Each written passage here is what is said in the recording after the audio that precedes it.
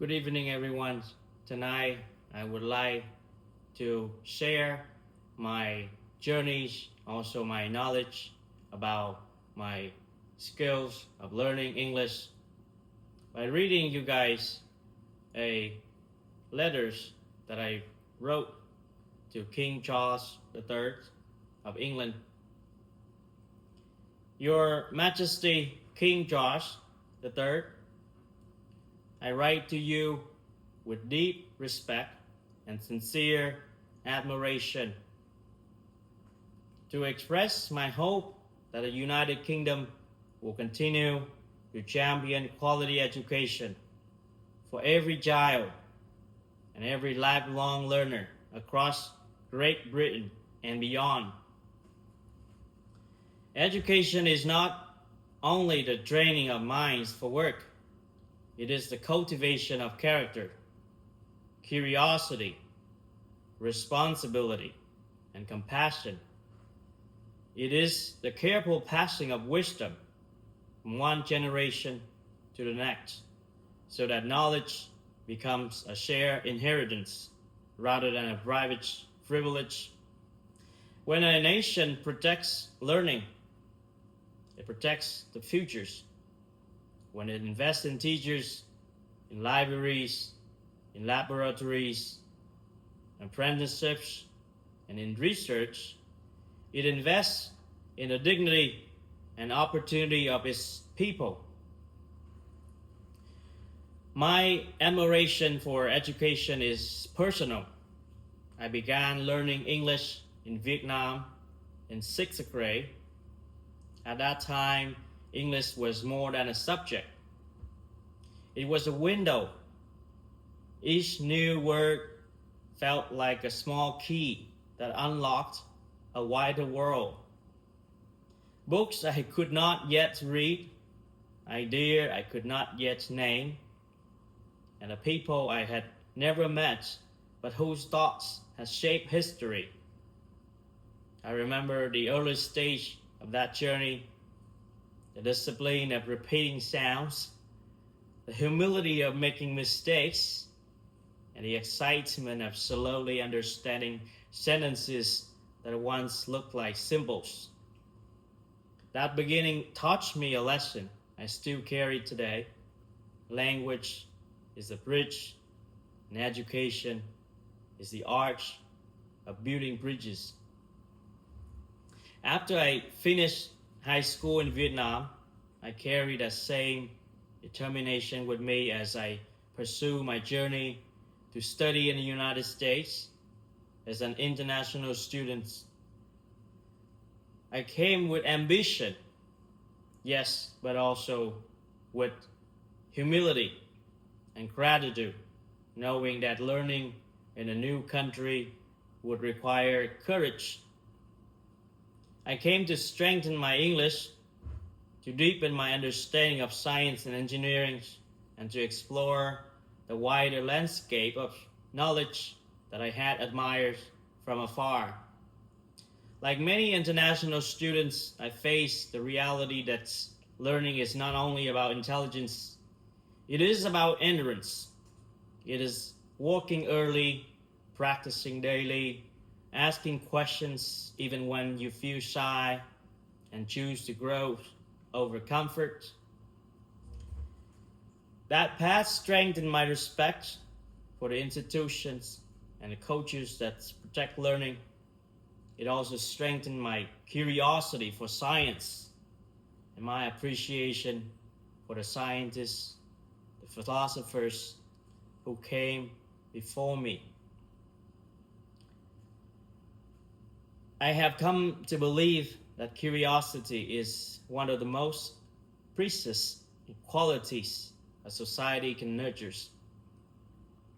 Curiosity pushes the human mind toward truth, while education gives curiosity a discipline so it can become discovery rather than a distraction.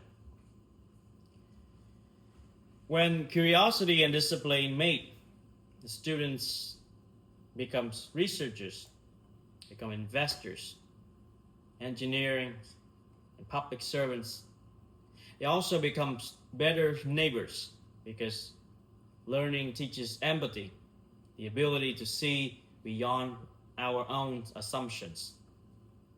As someone who grew up afar from your shore, I have long admired the Western scientific revolutions and the spirit of inquiry that it inspired.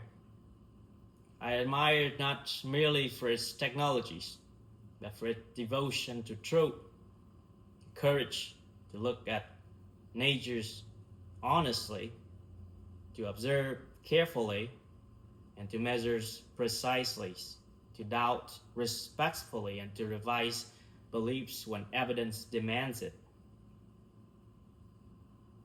That tradition has given humanity some of its most luminous thinkers, individuals who help reveal the lawful beauty of the universe and whose example continues to shape how we teach, learn, and serve society. I think often of Sir Isaac Newton, whose brilliance did not only solve puzzles of motions, gravity, but also offer a new language for the physical world. His insights in classical mechanics taught us that the cosmos is not random noise. It is the structures of relationships that can be described, tested, and refined. His famous law of gravity helped unite the heavens and the earth into one coherent story where the same principles guide falling apples and orbiting planets. His work in calculus alongside other pioneers became a bridge between imagination and measurement, allowing humanity to quantify change, model complexity, and build foundations for engineering, navigation, medicines, and astronomy. I also reflect on Michael Faraday, whose contribution to our understanding of electricity and electromagnetism shaped the modern world. Faraday's story is especially inspiring because it demonstrates scientific greatness can emerge from perseverance and careful observation, not only from privilege. His experimental skill, his willingness to follow evidence wherever it led, his ability to translate invisible forces into understandable principles all stand as a testament to what education can unlock. When society keeps doors open to talent and discipline. And then there is Professor Stephen Hawking, whom I admire deeply for his clarity, for his honesty, for his humor and devotion to facts. He is a reminder that the human spirit can remain fearless even when the body is limited. His work on black holes, cosmology, and the relationship between gravity and quantum physics expanded our collective imaginations and challenged us to think bigger than our current tools. I still remember his contribution to the theory of black holes and the way he helped the world think about horizons, entropy, and the strange marriage between information and space-time. Even today, I continue working on developing my understanding of black holes because I believe that they remain one of the nature's most profound laboratories, places where our best theories are tested by the universe itself. In our own time, I have also been moved by the life and the work of Sir David Attenborough. I really want to see, I really want to see Sir David Attenborough. He has spent a lifetime learning about the natural world and telling stories of our planets with gentleness that invites wonder and with seriousness that demand responsibility. His voice has brought forests, oceans, deserts, and distant ecosystems into the hearts of people who may never traveled there. He has helped many of us realize that nature is not out there separate from us. It is our home, is our origin, and this is our shared responsibility. In a world that sometimes moves too fast to notice the living beauty around us, he has taught generations to see again. Your Majesty, I have a personal connection to England as well, one that began long before I ever set foot in the United States. My uncle-in-law, John Reed, the husband of my aunt, is an English gentleman and the first English Westerners that I ever met in my life. And I encountered him when I was still in a secondary school in Vietnam. At that age, England was to me a distant name associated with history books, scientific legends, the story of castles, universities, and libraries. Meeting him gave that distant image a human face, polite, calm, principled, and quietly confident. In a small way, he became part of how I learned to understand the West, not as an abstract idea, but as a place where real people carry traditions of civility, fairness, and responsibility. In August 2023, I had the opportunity to visit England, and that journey has left a lasting imprint on me. At the Natural History Museum in London, I felt the quiet power of a society that preserves knowledge with reverence and share it widely with the public. To walk among exhibits that trace life's deep history and to realize how education can make time itself feel intimate, and how science can strengthen humility by revealing the long, intricate story of our shared ancestry. I left that museum thinking about how much hope is stored in public institutions when they are cared for, funded, and made accessible to everyone. Visiting Oxford University also moved me. I sense not only intellectual excellence, but an atmosphere that encourages questions and rewards sustained effort. Institutions like Oxford symbolize the way a nation can concentrate learning, mentorship, and scholarship across centuries, and then offer the results back to the world through research, graduates, literatures, and public service. Oxford reminded me that quality education is not one program or one policy. It is a culture built patiently, protected fiercely, and renewed by every generation. I also visited Windsor Castle. I believe you must be there sometimes, and felt the continuity of tradition, a symbolism of duty, and the idea that leadership is not merely a position, but a lifelong responsibility. At Stonehenge, I was struck by a deeper continuity still. Humanity's engine's desire to observe the skies, to mark seasons, to remember the dead, and to locate ourselves within the rhythm of nature. In those stones, I sense the same longing that drives modern science, the desire to understand where we come from, what surrounds us, and how we should live with a meaning under the same sky of our ancestor watch. These experiences strengthen my conviction that science is not a cold enterprise, but a profoundly human one. Science at its best is a disciplined form of love of truth, love of learning, love of the future, and love of our descendants who will inherit whatever we build. It is also a discipline that's humility, because it teaches us that the universe does not bend to our wishes. The law of nature are not negotiable, and therefore our social and economic dreams must be grounded in reality of that.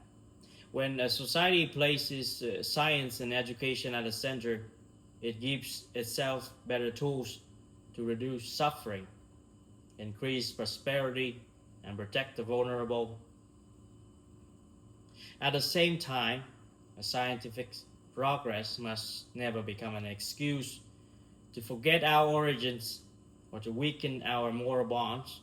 We must advance faster and also remain truthful to our shared human story, our common ancestry, our biological kinship, and the deep continuity that connects every child born today to the first humans who ever looked up at the star with wonder. I have always prioritized the exploration of humanity itself, our history, our our psychology, our cultures, and the ways we can protect dignity and belonging in an age of powerful technology. In my view, the best futures is one where scientific capability grows alongside ethical maturity.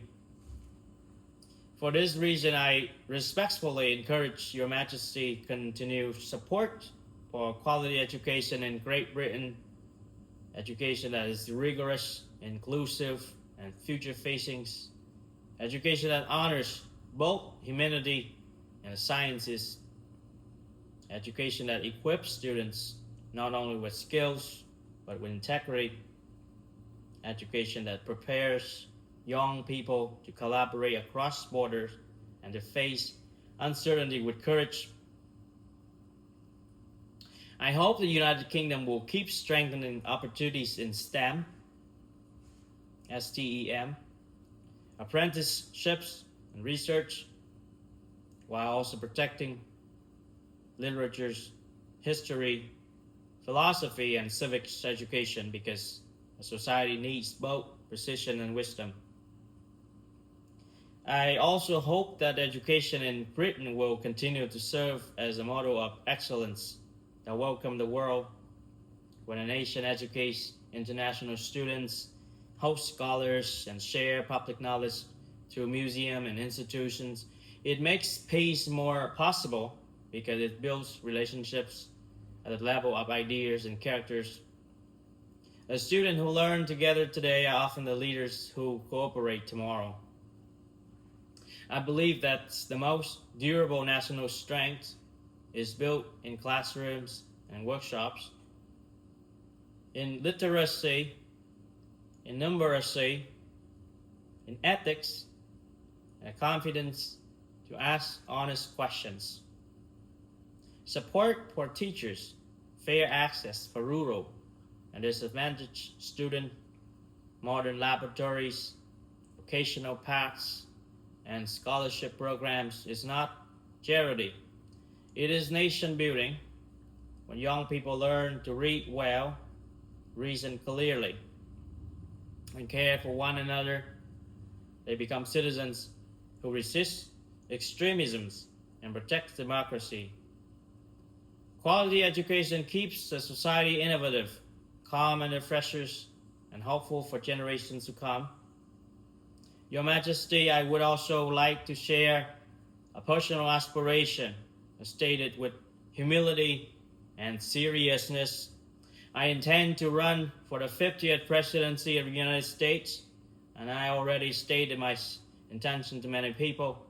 My motivation is not to chase fame, but to serve a vision, to help unite people through a shared commitment to science, to fairness, and to love.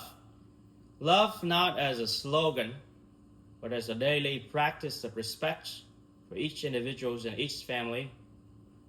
I believe humanity is moving into an era where our challenges and our technology demands a higher level of wisdom, climate risk, pandemics, preparedness, energy transitions, misinformation, and the ethical use of advanced artificial intelligence.